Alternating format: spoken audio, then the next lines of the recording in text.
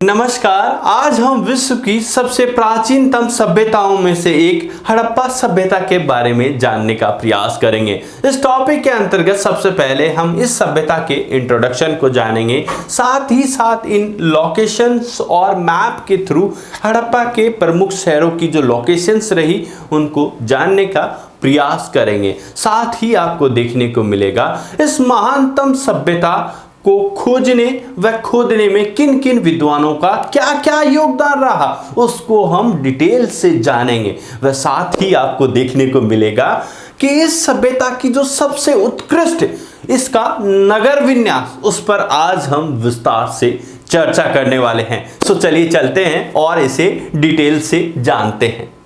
विश्व की सबसे प्राचीनतम सभ्यताओं में से एक हड़प्पा सभ्यता के बारे में आज हम विस्तार से चर्चा करने वाले हैं। इसलिए बच्चों, टॉपिक को स्टार्टिंग से लेकर एंड तक पूरा देखना, एक भी सेकेंड आपको मिस नहीं करना है, क्योंकि ये यूपीएससी से लेकर प्रत्येक कॉम्पिटिटिव एग्जाम में इस टॉपिक से फ्रीक्वेंटली क्वेश्चंस पूछे जाते हैं। चलिए, आज का हमारा टॉपिक है इंडस वैली सिविलाइजेशन या हड़प्पन सिविलाइजेशन या सैंधव सभ्यता। इस नामों से भी इन्हें जाना जाता है। इस वजह से चलकर देखते हैं। पहली बार चार्ल्स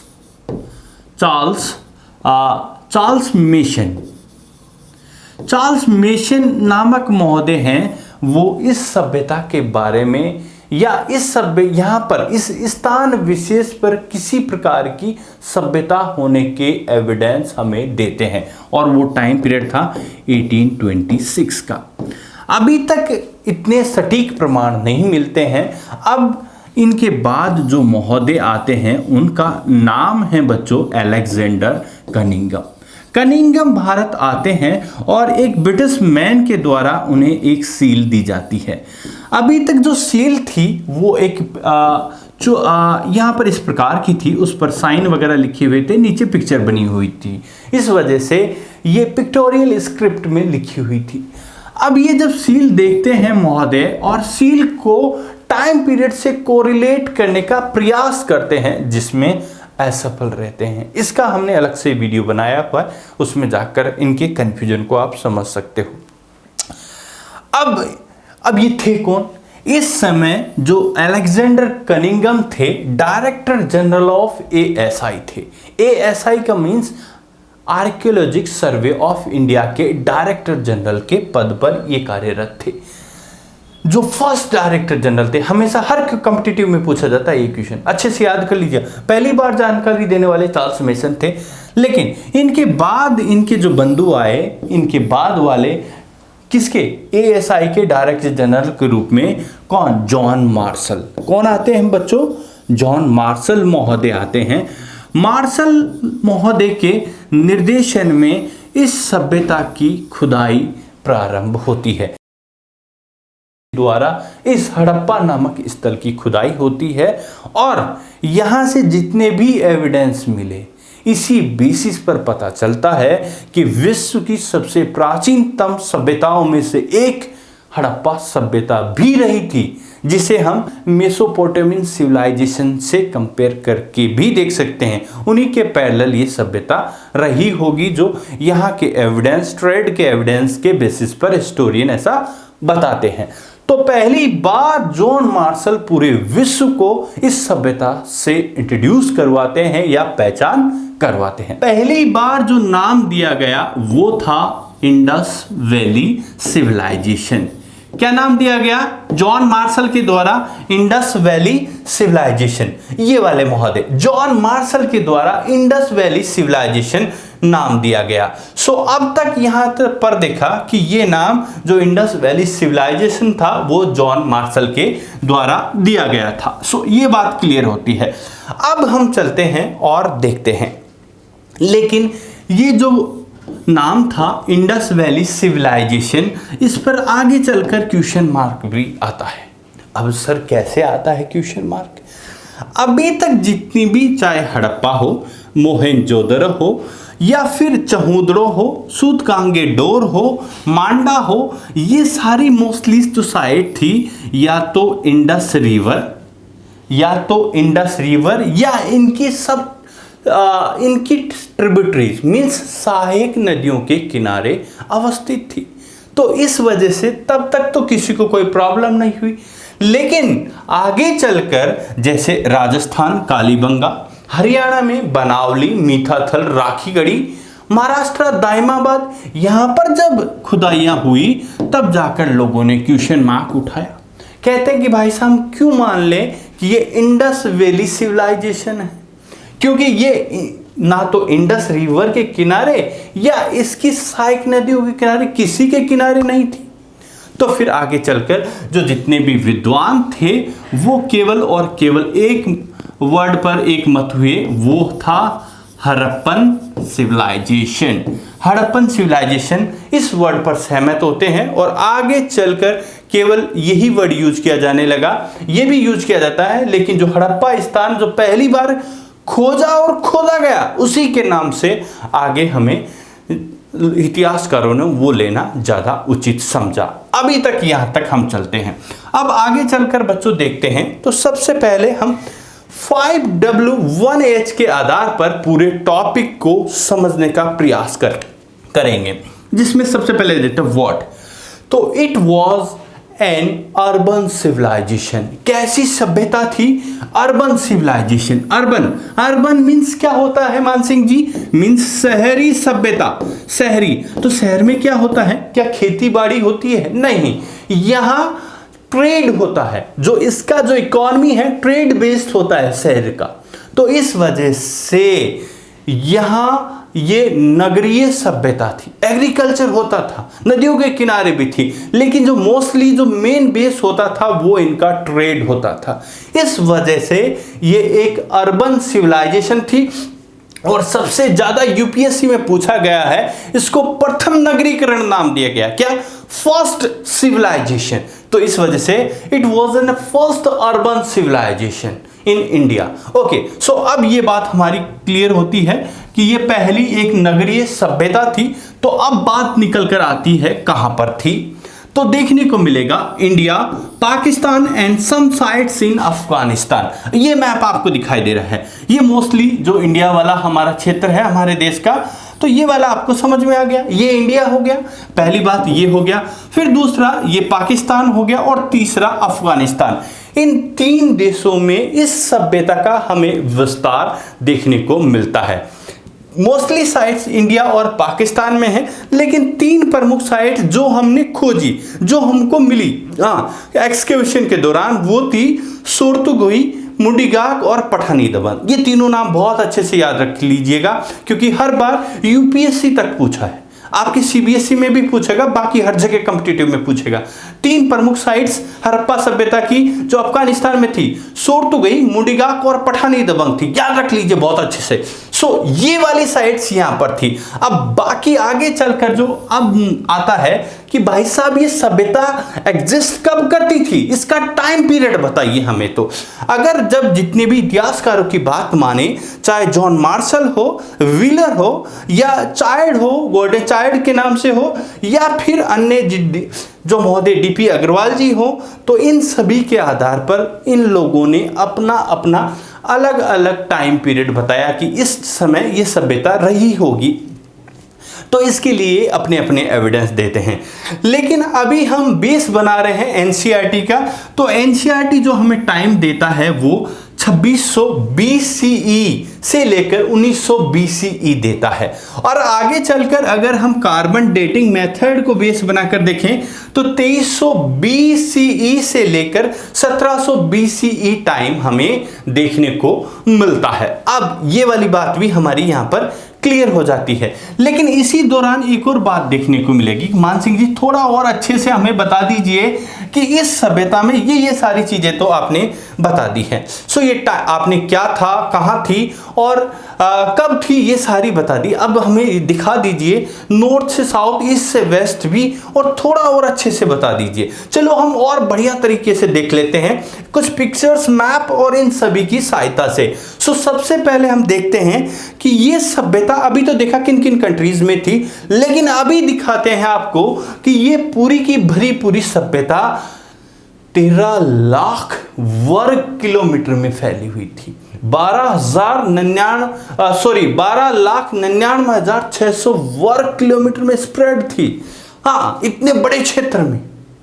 हाँ, अगर आज इंडिया का टोटल देखें 32 लाख के समथिंग जो एरिया आता है, तो उसका मतलब 1/3 से भी ज़्यादा इतने एरिया के अंदर ये केवल सभ्यता स्प्रेड थी। और इसके नॉर्थ में जब जलकर देखते हैं तो यहाँ पर जो मांडा है चिनाब नदी के किनारे, जो J&K में है अभी वर्तमान समय में। और अगर देखें तो यहाँ पर नॉर्थ से साउथ की जो इनकी जो दूरी थी वो थी 1400 किलोमीटर के अंदर, नॉर्थ से साउथ। और साउथ के अंदर जो अंतिम जो स्थान दायमाबाद था वो था परवरा नदी के किनारे, महाराष्ट्र में वर्तमान। और ये सूतकांके डोर जो है पाकिस्तान के अंदर। और इधर हम देखें यहाँ से ईस्ट से वेस्ट जो डिस्टेंस थी वो 1600 किलोमीटर देखने को मिलती है। इसी के अंतर्गत देखेंगे, अगर हम इस साइड का जो पॉइंट लास्ट वाला जो हमने खोदा और खोदा गया वो था आलमगीरपुर, जो वर्तमान में हिंडन रिवर नदी है, जो उत्तर प्रदेश के अंदर वर्तमान में आप हिंडन एयरबेस को भी देख सकते हैं, उसी के पास में ये है। यहाँ पर ये सभ्यता का, इस पूरी की भरी पूरी सभ्यता का विस्तार हमें देखने को मिला। लेकिन अब बहुत सी बार बच्चों के दिमाग में क्वेश्चन आता है कि सर आपको कैसे पता लगा कि ये सभ्यता यहाँ पर थी? बच्चों, यहाँ पर दो चीजें हैं, एक तो हॉरिजेंटल और एक होता है वर्टिकल। हॉरिजेंटल का मतलब होता है ऐसे जैसे मम्मी रोटी की घी लगाती है ना, ऐसे करके अलग जैसे आप किसी चीज की लेयर उतारते हो वैसे निकालना, इट्स कॉल्ड हॉरिजेंटल। और वर्टिकल का मतलब सीधा काटना। जैसे आप प्याज को अगर सीधा काट दोगे तो आपको अलग अलग लेयर दिखाई देगी, वैसे ही यहाँ पर उस सभ्यता में अलग अलग खंड को उसी बेसिस पे हम डिवाइड करते हैं। मानसिंह जी समझ में नहीं आया कैसे डिवाइड करते हैं।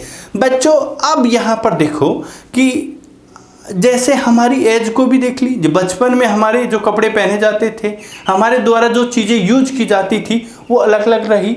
या इससे भी नहीं समझते हो तो दूसरा और एविडेंस ले लेते हैं। कहते हैं कि हड़प्पा सभ्यता की जो अर्ली चीज़ें थी उतनी अच्छी नहीं थी, जिसमें हम देखें उसमें उनके ऑर्नामेंट्स देखें, उनके पोर्ट्स देखें, या बाकी अन्य चीज़ें जो स्टार्टिंग में नहीं थी। लेकिन यहाँ पर 3 तरह से देखने को मिलेगा, प्री, मैच्योर्ड एंड पोस्ट।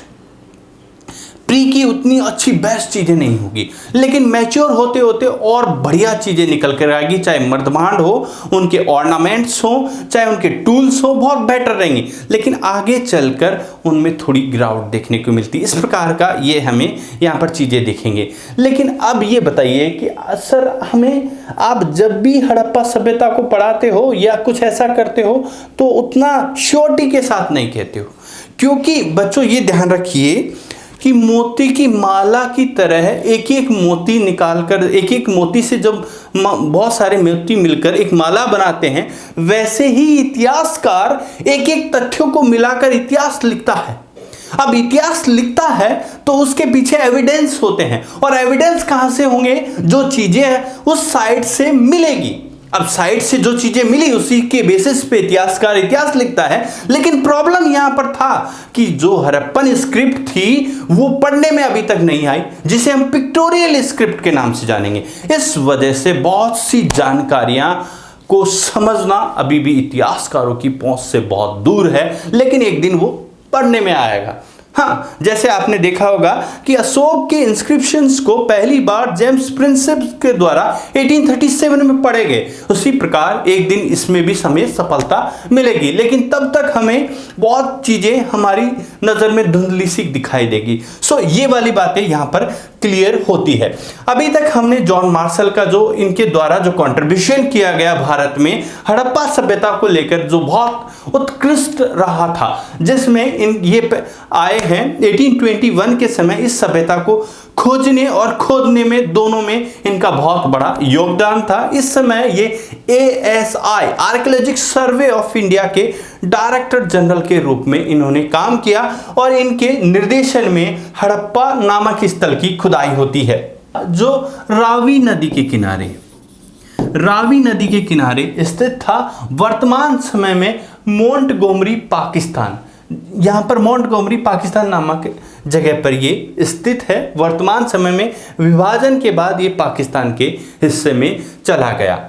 ये बात देखने को मिलती है। इसकी खुदाई 1921 में दयाराम साहनी इन महोदय के द्वारा की गई, जिनमें इनका बहुत बड़ा योगदान हमें देखने को मिलता है। ये वाली बातें क्लियर होती है। यहाँ का जब खुदाई की गई, मीन्स यहाँ की खुदाई की गई, तो हमें देखने को मिलेगा बच्चों की यहाँ से बहुत सारे ऑर्नामेंट्स, सील मिलती है, बहुत सारी जैसे उर्वरा देवी की मूर्ति मिलती है, और बहुत सारे टूल्स मिलते हैं, वेपन्स भी मिलेंगे, और भी बहुत सारी चीज़ें हमें यहाँ पर प्राप्त हुई थी इस खुदाई से। कहाँ की? हड़प्पा की खुदाई से। इसी के साथ आपको कुछ और भी क्वेश्चन मैं बता देता हूँ कि आगे चलकर जब हम टाउन प्लानिंग पढ़ेंगे तो 2 भागों में दिखाई देगा। आपको एक और बात बताऊं कि यहाँ पर एक धोलावीरा ऐसा स्थान था जहाँ पर हमें 3 भागों में विभाजन में देखने को मिलता है। ये यूपीएससी के अंदर पूछा गया है। एक और बात और बता देता हूँ, हड़प्पा में ये देखिए ये वाला स्थान लोथल नामक स्थान था, जहाँ गोदीवाड़ा मीन्स जहाँ शिप वगैरह आ जा सकते थे, क्योंकि it was an urban civilisation because all civilisation based on the trade. और ट्रेड कहाँ था? बाकी अदर कंट्रीज के साथ इनके रिलेशंस ऐसे थे, उस वजह से ट्रेड डेवलप था। ये भी क्वेश्चन यूपीएससी वगैरह अदर कॉम्पिटिटिव में पूछा गया है। इसी स्थान के साथ एक पैरेलल स्थान था जिसे हम मोहनजोदारो, जिसे हम डेड ऑफ माउड, जिसे मृतकों के टीले के रूप में भी जानते हैं। इस स्थान की खुदाई 1922 में किनके द्वारा? राखल दास बनर्जी के द्वारा की गई। और आपकी जानकारी के लिए बता दूं कि यहाँ पर 7 स्तरों में खुदाई हुई थी इस वाले स्थान की, जो वर्तमान में किस इंडस रिवर नदी के किनारे स्थित है, और ये भी पाकिस्तान में विभाजन के बाद पाकिस्तान के पास चला जाता है। यहाँ पर बहुत सारी चीज़ें मिलती है, चाहे सील हो, ऑर्नामेंट्स हो, वहाँ का जो टाउन प्लानिंग हो, सारा बहुत बेस्ट था। अगर मैं दोनों किसकी बात, हड़प्पा और मोहनजोदड़ो की बात करूं तो पिगेट महोदय कहते हैं कि ये विस्तृत साम्राज्य की एक जुड़वा राजधानी थी। विस्तृत साम्राज्य की जुड़ा राजधानी हड़प्पा और मोहनजोदड़ो। ये किस बेसिस पे कहते हैं, कैसे कहते हैं? शायद इनका भी विचार जैसे जम्मू एंड कश्मीर की 2 राजधानियां हैं, जम्मू और कश्मीर, अलग अलग समय पे, शायद ऐसा ही इन्होंने सोचकर कहा हो। तो या इस समय ये नहीं रहा था, लेकिन कुछ भी रहा हो, लेकिन इनके मन में ये था कि इस विस्तृत साम्राज्य की 2 राजधानियां हैं, जिसे ये हड़प्पा और मोहनजोदड़ो का नाम देते हैं। लेकिन ये दोनों ही क्षेत्र अपने आप में बहुत विशाल और इस सभ्यता की अहम योगदान देने वाले रहे थे। कौन कौन सा? हड़प्पा और मोहनजोदड़ो। इसके अलावा भी हमको देखने को मिलता है चौदरो हो, सूतगांगेडोर हो, राजस्थान में कालीबंगा, हरियाणा में मीताथल, राखीगढ़ी, पंजाब में रोपड़, जैसे बहुत सारे स्थान, मांडा, दाइमाबाद, लोथल, रंगपुर, सुरकोटड़ा, धोलावीरा, ऐसे बहुत सारे स्थल इस सभ्यता के हमारी जानकारी में आते हैं। ये वाली बात यहाँ पर क्लियर होती है। तो अभी तक आप बेसिक रूप से जान लीजिए कि हमने केवल और केवल इंट्रोडक्शन डिस्कस किया है, और अब आप डिस्कस करने वाले हैं टाउन प्लानिंग। कहते हैं इस सभ्यता की जो सबसे प्रमुख विशेषता थी, या इसका उत्कृष्ट जो नगर विन्यास था, उसके बारे में हम चर्चा करने वाले हैं, जिसे हम टाउन प्लानिंग या नगर नियोजन के रूप में जानते हैं। कहते हैं जो फर्स्ट नगरीकरण था, उसके बारे में हम डिटेल से जानते हैं। कहते हैं यहाँ पर perhaps the most unique feature, कहते हैं इसकी जो विशेषता थी इस सभ्यता की, जो इसमें देखने को मिलता है कि मोहनजोदड़ो भी एक क्षेत्र था, लेकिन जो सबसे इंपॉर्टेंट प्रमुख साइट में हड़प्पा भी एक प्रमुख स्थल रहा था। किस सभ्यता का? हड़प्पा सभ्यता का, जिसमें हमें इस सभ्यता के अंदर ये पिक्चर बहुत अच्छे से दिखाई दे रही होगी बच्चों। यहाँ पर वर्तमान समय में यहाँ पर जो विभाजन था, नगर का विभाजन था, जो टाउन प्लानिंग दो भागों में डिवाइड दिखाई दे रही है। एक तो थी जो आम लोग मीन्स मैंगो पीपल मीन्स आम लोग, अपने जैसे लोग इधर रहते थे, और राजा महाराजा जो भी रहा हो इस समय इस पूरी सभ्यता के अंदर जो हड़प्पा स्थल था, यहाँ का कुछ न कुछ कोई एडमिनिस्ट्रेटिव या कोई राजा रहा होगा जो इसके रेगुलेशन, रूल एंड रेगुलेशन में अहम योगदान देता होगा, तो वो यहाँ सीटाडल में रहता था। तो यहाँ अपर टाउन और लोअर टाउन के नाम से जाना जाता था। सो इसको अच्छे से देख लीजिए, अभी आगे चलकर हम बहुत विस्तार से इसको डिस्कस करते हैं। कहते हैं ये, और देख लीजिए ये पूरा चारों ओर से फोर्टिफाइड होता था, ये भी होता था और ये वाला भी हमें फोर्टिफाइड मीन्स चारों ओर से किलेबंदी। ये वर्तमान समय में अपने जयपुर जो शहर है इसको भी देख सकते हैं कि जितने भी फोर्ट आपको यहाँ पर जयपुर शहर के अंदर दिखाई देंगे, एक ऊंची सी पहाड़ी पर दिखाई देंगे और चारों ओर से फोर्टिफाइड है, और उन्हीं के पास निचले रिहायशी इलाके में बहुत सारे आम लोग, जितने भी लोग थे वो रहते हैं, वैसा ही इस समय रहा होगा। ओके, सो ये वाली बात हमें यहाँ पर क्लियर होती है। अब जब आगे चलते हैं, सीटाडल और लोअर टाउन जो दो भागों में देखने को मिलता है। ये सीटाडल जिसे हम अपर टाउन के नाम से भी जानते हैं, और जो आम लोगों के लिए, मैंगो पीपल के लिए जो जाना जाता है, उसे हम लोअर टाउन के नाम से जानते हैं। ये बच्चों देखने को मिलेगा, साइज में तो छोटा था लेकिन हाइट पे ऊंचाई पर था, और अगर देखें तो इस साइड में, वेस्ट साइड में सिचुएटेड था। ये साइज में बड़ा था लेकिन लोअर साइड में था। इनको थोड़ी निचले वाले इलाके में हमको देखने को मिलता है। क्या, जो ये सीटाडल हाइट पे था, ये थोड़े निचले इलाके में था। पॉपुलेशन में ये कम था लेकिन पॉपुलेशन में ये ज्यादा था। कौन सा? Lower town. ओके, आगे चलते हैं। Citadel on its height to the fact that the buildings were constructed on mud bricks and platform। अब बात देखिए, कहते हैं कि यहाँ पर सीटाडल के अंदर जितनी भी मोस्टली जो बिल्डिंग्स मिलती है वो मड ब्रिक्स, मतलब गारा मिट्टी की बनी हुई मड ब्रिक्स, और साथ में पेव्ड भी मिलती थी, पकाई हुई भी बनती थी, ऐसी चीज़ें भी हमको मिली है, और साथ ही प्लेटफॉर्म पे बनी हुई थी। आज सोचिए जैसे हम डीपीसी डालते हैं वैसा ही प्लेटफॉर्म ऊंचाई के लिए, बेस देने के लिए ऐसा ये बनाते थे, और यहाँ पर भी ऐसा ही प्लेटफॉर्म हमें फाउंडेशन के रूप में देखने को मिलता है। लेकिन यहाँ पर देखेंगे ये एक दूसरे से सेपरेट होते थे। कैसे? ये दोनों एक दूसरे से अलग से फोर्टिफाइड होते थे, ये ऊंचाई पे होने की वजह से, ताकि यहाँ पर कोई भी एडमिनिस्ट्रेटिव रहा हो, राजा रहा हो। ऐसा मैं क्यों बोल रहा हूँ रहा हो? क्योंकि यहाँ की स्क्रिप्ट को अभी तक पढ़ा नहीं गया, जो पिक्टोरियल स्क्रिप्ट थी उसे अभी तक डिस्कवर नहीं किया गया, इसलिए सो जो भी रहा हो वो यहाँ पर वो रहता होगा अपर टाउन, जिसे हम सीटाडल के नाम से जानते हैं, और लोअर टाउन में आम लोग, अपने जैसे लोग रहते थे। तो यहाँ पर जब भी खुदाई हुई तो यहाँ पर हमें बहुत सारे, चाहे यहाँ की ब्रिक्स हो, जो उनकी शेप हो, ये सारी चीज़ें भी हमें देखने को मिलती है। चलो चलते हैं, देख लेते हैं। Was the platform were in the place, all building activity within the city was restricted to a fix area on the platform. अगर बात करें तो एक पर्टिकुलर स्थान पर ही कंस्ट्रक्शन हमको देखने को मिलता है। जैसे अभी वर्तमान समय में जो चंडीगढ़ का कंस्ट्रक्शन करवाया गया है या किया गया है एक पर्टिकुलर स्थान पे, और पर्टिकुलर वहाँ के नॉर्म्स भी फॉलो करने होते हैं। शायद ऐसा ही यहाँ पर किया जाता हो, या वर्तमान में जैसे बिल्डर्स आपको एक टाउनशिप डेवलप करके देते हैं, शायद ऐसा ही इनका रहा हो। तो जो भी रहा हो, लेकिन सबसे बढ़िया और वेल प्लान्ड हमको देखने को मिलता है ये town planning. So it seem that the settlement was the first plan then implement accordingly. So देखने को मिलता है कि पहले प्लानिंग होती थी और उसके बाद इंप्लीमेंट होता था।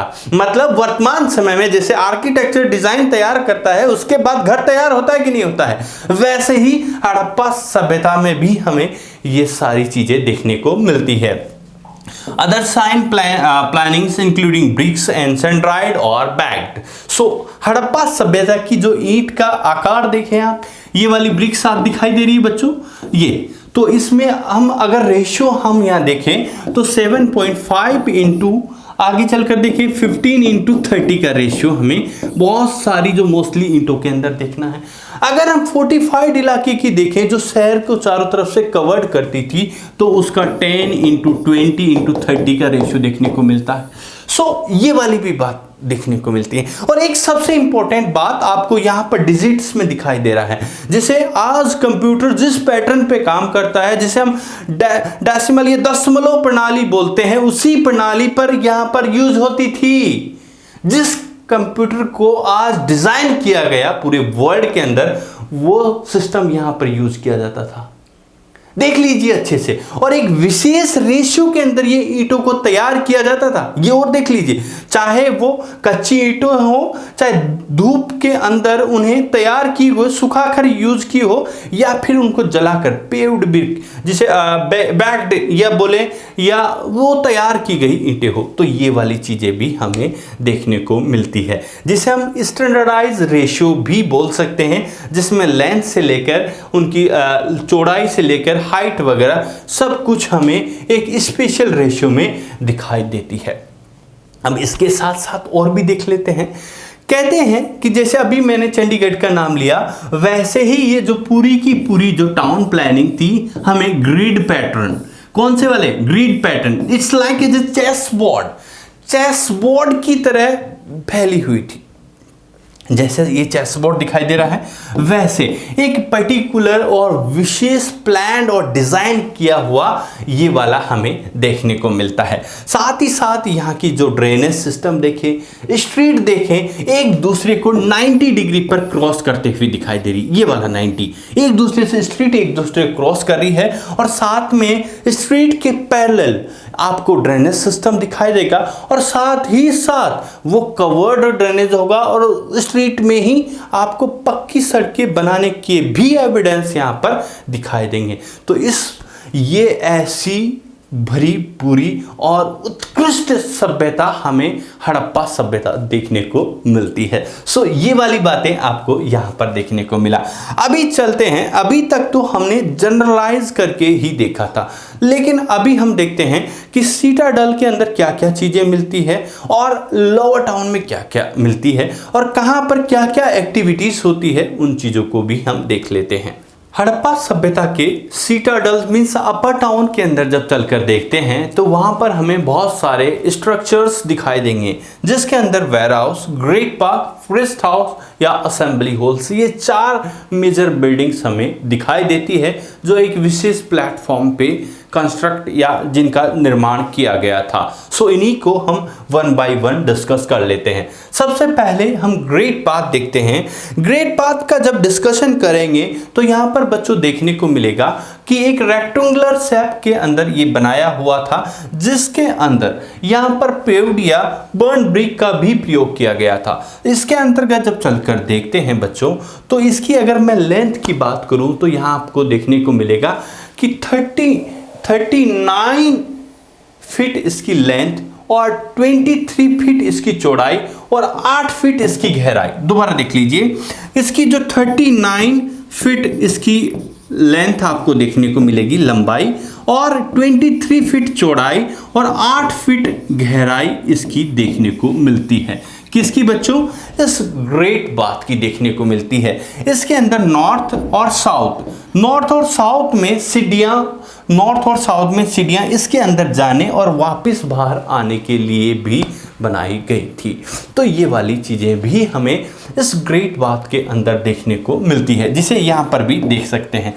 साथ ही साथ आपको देखने को मिलेगा कि ये जो कौन सी साइड, यहाँ पर देखिए, यहाँ पर आपको चेंजिंग रूम भी दिखाई दे रहे होंगे, जहाँ पर ये कपड़े वगैरह भी चेंज कर सकते थे। साथ ही देखने को मिलता है कि यहाँ पर जो एक ईंट को दूसरी ईंट से जोड़ने के लिए जिप्सम के गारे का प्रयोग किया जाता था, जिप्सम का यूज किया जाता था ब्रिक्स को एक दूसरे से जोड़ने के लिए। जो वर्तमान समय में हम सीमेंट का प्रयोग करते हैं, उसकी जगह जिप्सम को यूज किया जाता था। साथ ही यहाँ पर दीवारों पर हमें देखने को मिलता है कि बिटुमेन से प्लास्टर की हुई देखने को मिलती है, और जब अच्छा पानी भरा जाता था और बाहर निकालने के लिए ये जो वेस्ट साइड, वेस्ट और साउथ से, यहाँ पर देख लीजिए, वेस्ट और साउथ से यहाँ पर इस पानी को बाहर निकालने की भी व्यवस्था इस ग्रेट बाथ के अंदर देखी जाती है। जो सबसे बड़ा और विशाल ग्रेट बाथ देखने को मिला वो था मोहेंजोदारो का, हमें सबसे बड़ा ये देखने को मिला। आई होप आपको ये समझ में आ गया होगा। सो अब नेक्स्ट चलते हैं। यहाँ पर देखने को आपको मिलेगा, ये सारी बातें हम डिस्कस कर चुके हैं कि इसमें चेंजिंग रूम वगैरह ये सारी चीजें यहाँ पर थी। अब चलते हैं प्रेस्ट हाउस। अगर इसको चलकर देखें तो यहाँ पर आपको देखने को मिलेगा कि इस ग्रेट बाथ के ही नॉर्थ में एक बिल्डिंग दिखाई देगी जहां पर प्रेस्ट हाउस भी देखने को मिलता है या मिला था, जिसमें हो सकता है जिस भी देवी देवता को मोस्टली जितने भी हमने सील्स वगैरह जो सील और मूर्तियां वगैरह देखने को मिली तो उससे यही प्रतीत होता है कि हड़प्पा वासी प्रकृति के पूजक थे। लेकिन फिर भी यहाँ पर हमें प्रेस्ट हाउस वगैरह मिल रहे हैं तो हो सकता है ये किसी को मान्यता रही हो सकता है ये प्रकृति को तो पूजते थे, उसके साथ साथ कुछ पैरेलल भी रहा होगा, ऐसा हमें देखने को मिलता है। तो इन सभी चीज़ों से हमें ये सारी जानकारी यहाँ से प्रेस्ट हाउस से प्राप्त होती है, जो एक विशेष प्लेटफॉर्म और विशेष स्ट्रक्चर के साथ यहाँ पर बनाया गया था। क्या? Priest house. अब चलकर देखते हैं, यहाँ पर हमें एक असेंबली हॉल भी दिखाई देगा। A square pillared hall is another important building found at Mohenjodaro. कहते हैं मोहेंजोदारो और हड़प्पा के अंदर भी ये प्रमुख स्थल हमें पाया गया है, जिसके अंतर्गत आपको देखने को मिलेगा कि इस स्थल के अंतर्गत आपको 27x27 की जो शेप में एक कौन सा क्या एक भवन दिखाई देगा, जिसमें हो सकता है यहाँ कोई राजा रहा हो या कोई एडमिनिस्ट्रेटिव रहा हो, जो अपने सभासदों के साथ जो साथ में जो भी वहाँ के जो भी लोग रहे हैं उनके साथ डिस्कस कर रहा हो, या कोई उसके मंत्री रहे हों उनके साथ डिस्कशन करना हो, या कुछ विद्वानों ने तो इसे यहाँ पर बाजार के रूप में भी बताया है। तो सब विद्वान या हिस्टोरियन की अपनी अपनी राय है, किसको लेकर? असेंबली हॉल को लेकर। अब चलकर देखते हैं कि वेयर हाउस, जो सबसे जो मेजर बिल्डिंग्स में से ये वन ऑफ दैम बिल्डिंग थी, वो थी वेयर हाउस, जिसमें आप इस प्रकार देख सकते हैं, they use the specially public purpose. हो सकता है ये पर पब्लिक पर्पज के लिए ही यूज की जाती हो। Store several things like food, weapons and other thing. कहते हैं इसके अंतर्गत फूड हो, वेपन्स हो और अन्य चीज़ों भी स्टोर की जाती होगी, लेकिन मोस्टली हमें देखने को मिलता है यहाँ पर फूड के ही एविडेंस हमें दिखाई देते हैं। जिसकी अगर मैं बात करूं तो 45.72 मीटर इसकी लंबाई हमें देखने को मिलती है। अगर मैं आगे चलकर बात करूं तो 22.86 मीटर इसकी चौड़ाई हमको देखने को मिलती है। किसकी? वेयर हाउस की, जिसमें हवा आने या अलग अलग स्थान ऐसे भी मिले हैं जहां पर अनाज को अच्छे से रखने और वापस निकालने तक के भी एविडेंस हमें इस वेयर हाउस से प्राप्त होते हैं। सो ये वाली चीज़ें हमें देखने को मिलती है। इसमें कुछ जगह हमें वुडन स्ट्रक्चर भी देखने को मिला जो समय के साथ नष्ट हो गया, ऐसी चीज़ें हमें यहाँ पर देखने को मिली है। सो इससे पहले जो जितनी भी 4 प्रमुख चीज़ें देखी, जिसमें आपने great bath, warehouse, assembly hall, priest house देखा। सो ये 4 मेजर बिल्डिंग या स्ट्रक्चर जो थे किसके अंदर थे बच्चों?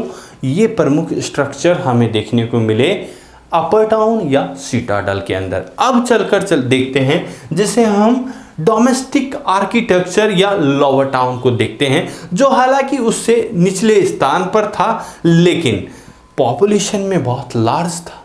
अब यहाँ पर क्या क्या एक्टिविटी होती थी जो वो भी चलकर हम देख लेते हैं। अगर देखें the lower town at Mohenjodaro provide example of residential buildings, many were centred on a courtyard with the rooms on all sides. इस स्ट्रक्चर को भी देख लेते हैं। कहते हैं रूम के साथ में आपको कोर्टयार्ड भी दिखाई देगा। जैसे वर्तमान समय में उतना ज़्यादा प्रचलन नहीं है, लेकिन उससे पहले समय में कोर्टयार्ड होता था जहाँ पर जितनी भी एक्टिविटी होती थी। The courtyard was probably the centre of the activity such as cooking and weaving and particularly during the hot and dry weather. कहते हैं जितनी भी मम्मियाँ हो हम सब भी उसमें शामिल हैं। पहले जैसे सामान को कुटिंग हो, बच्चे को पिटिंग हो, सारी इसी इलाके में करती थी। इस वजह से ये हम लोगों के भी ज़्यादा फैमिलियर है। कौन सा वाला? कोर्टयार्ड वाला स्थान। सभी बच्चे खाए होंगे, चाहे कुछ झाड़ू ही खाए हो, चप्पल नहीं खाए हो तो वो कुछ और बच्चों के हिस्से में भी आई होगी। तो ये वही प्रसिद्ध स्थान है जिससे हम बचपन से परिचित हैं। तो अच्छे से ध्यान रखिएगा, यहाँ पर कुकिंग, वीविंग और पिटिंग सब कुछ होता था। ठीक है, तो ये वाले स्थान से आप सब अच्छी तरह से वाकिफ हो या फैमिलियर हो। आजकल के बच्चे, मॉडर्न बच्चे पैदा होते हैं, वो बच्चे नहीं प्रोजेक्ट होते हैं, इस वजह से इस स्थान से वो ज़्यादा परिचित ना हो सकते हों, लेकिन हम बहुत अच्छी तरीके से वाकिफ रहे हैं।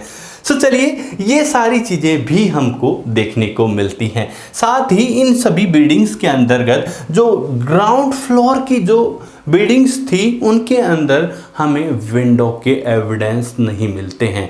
हो सकता है ये लोग प्राइवेसी मेंटेन करते होंगे। कहाँ के?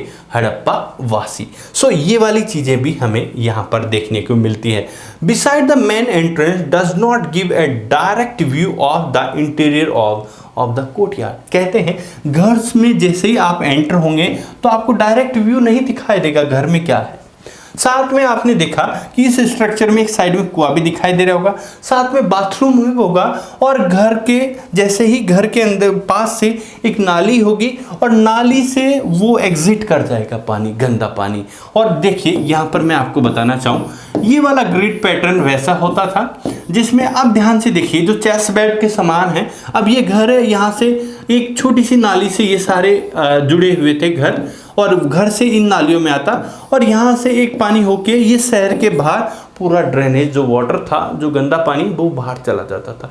इट मीन्स ये वर्तमान समय की प्लानिंग जो आज हम करते हैं। ठीक है, अगर जयपुर की बात करूँ तो ये द्रव्यवती रिवर को भी एज ए एग्जाम्पल के रूप में ले सकते हो, जिसमें पूरे जयपुर का पानी आता है गंदा वाला, जो फिल्टर होके फिर बाहर चला जाता है और इरिगेशन में यूज होता है। तो ऐसा स्ट्रक्चर उस समय हड़प्पा सभ्यता में, आज से बात करूं तो 4500 जो इतिहासकार बताते हैं उस इतने साल पहले इतनी अच्छी उत्कृष्ट टेक्नोलॉजी को यूज करते थे ये वाले हड़प्पा वासी। सो ये वाली चीजें भी हमें देखने को मिलती है। साथ ही देखेंगे every house had its own bathroom paved with bricks. कहते हैं हर घर के अंदर बाथरूम था, और हर बाथरूम के अंदर शायद मोदी जी की तरह स्वच्छता का प्लान ये भी चलाते होंगे। तो जो भी रहा हो, ये स्वच्छता का बहुत अच्छे से ख्याल रखते थे। इसके प्रमाण हमें इनके ड्रेनेज सिस्टम से, बाथरूम से, इन और पानी कुएं की व्यवस्था हो, सारी चीज़ें हमें यहाँ की जो वेल सेटल्स, और आपने देखा होगा कि स्ट्रीट्स के पैरेलल जो नालियाँ होती थी वो भी कवर्ड होती थी। तो ये वाली चीज़ें भी हमें देखने को मिलती है। कहाँ पर? हड़प्पा सभ्यता में। साथ ही हमें कहीं पर जैसे स्टेट्स, ऐसे सीढ़ियों के प्रमाण भी मिलते हैं। हो सकता है वहाँ एक फ्लोर से दूसरा फ्लोर भी रहा हो, जो सेकंड फ्लोर पर जाते हो सकता है छत पे जाते हो। वर्तमान समय की तरफ पतंग, जयपुर में पतंग बहुत उड़ाते हैं बच्चे, तो हो सकता है पतंग उड़ाते, जो भी रहा होगी नहीं होगी ये अलग बात है। तो इस वजह से सीढ़ियों पे जाते होंगे, टहलने के लिए जाते होंगे, कुछ भी जैसे ऐसे एविडेंस भी हमें मिले हैं। इस बेसिस पे हम ये बात बोल रहे हैं। आगे चलकर मैनी हाउस हेड्स वेल, अगर बात करें कि हड़प्पा स्थल की, तो कम से कम 700 कुएं एक ही स्थान से मिले हैं। तो एवरेज हर घर से कुएं मिल रहे हैं। तो इसका मतलब आज की तरह वो भी पानी वगैरह, बाथरूम वगैरह, इन सब चीज़ों का बहुत अच्छी तरह से ध्यान रखते थे। हाँ, इसमें देखिए often in a room that could be reached from the outside and perhaps used by the passengers by scholars had estimated that total number of wells in Mohenjo-daro was 700। अभी वही बात हुई, मोहनजोदड़ो और हड़प्पा की बात करूँ तो 700 के समथिंग यहाँ पर कुएं मिले थे अलग अलग स्थलों पे। तो ये ऐसा नहीं था कि सारे कुएं एक साथ खोज लिए गए, पर जो भी रहा हो यहाँ पर ऐसे इतने नंबर्स हमें कुएं के इस स्थल पर मिले थे। कहाँ पर? हड़प्पा स्थलों पर, जिसमें अलग अलग स्थलों पर अलग अलग हमें जानकारी प्राप्त होती है। सो ये वाली चीज़ें हमें इस टॉपिक के अंदर देखने को मिली। आई होप आपको बहुत अच्छी लगी होगी। अगर अच्छी लगी है तो प्लीज़ अपनी व्यूज़ ज़रूर दीजिएगा, और ताकि नेक्स्ट आने वाले वीडियोस को और जानदार और शानदार आप लोगों के लिए बना सकें। और हमारे पसीने भी दिखाई दे रहे होंगे कि आप लोगों के लिए कैसे हम तैयार कर रहे हैं, पर इन पसीनों की महक आएगी, बदबू नहीं आएगी जब आपके लिए ये वीडियो यूज़फुल होगा। Thank you very much and have a good day.